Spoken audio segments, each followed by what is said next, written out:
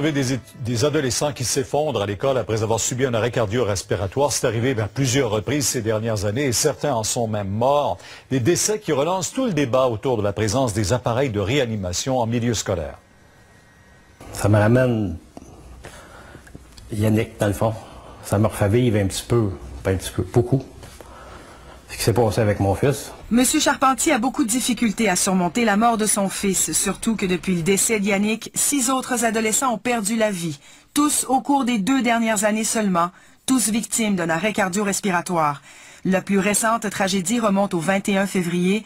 Julie Thorne, 16 ans, s'effondre dans le gymnase de la polyvalente de Deux-Montagnes, en plein cours d'éducation physique. Il n'y avait pas de défibrillateur dans l'école. Les parents de cet enfant-là sont démolis, c'est sûr. Écoutez, madame, Yannick est parti pour l'école, il n'est jamais revenu. Ça fait déjà 5 ans que Yannick a perdu la vie. C'était le 12 novembre 2007. Le jeune de 12 ans s'est subitement effondré dans la cour de récréation d'école primaire Horizon Soleil, située à Saint-Eustache, victime d'un arrêt cardiaque. Ne pas toucher la victime. Plusieurs de ces drames auraient pu être évités si un défibrillateur avait été utilisé à temps. Les chances de survie des victimes auraient été nettement meilleures. Si on arrive à faire une défibrillation efficace dans les 3-5 premières minutes, on arrive à augmenter ce taux-là dans les 30-40 %. On ne pourra jamais dire qu'il serait revenu, mais les chances de survie, c'est prouvé, c'est à chaque minute qui passe, c'est 10 % de chances de survie. Si vous pouvez vous informer s'il n'y a pas un DEA de disponible.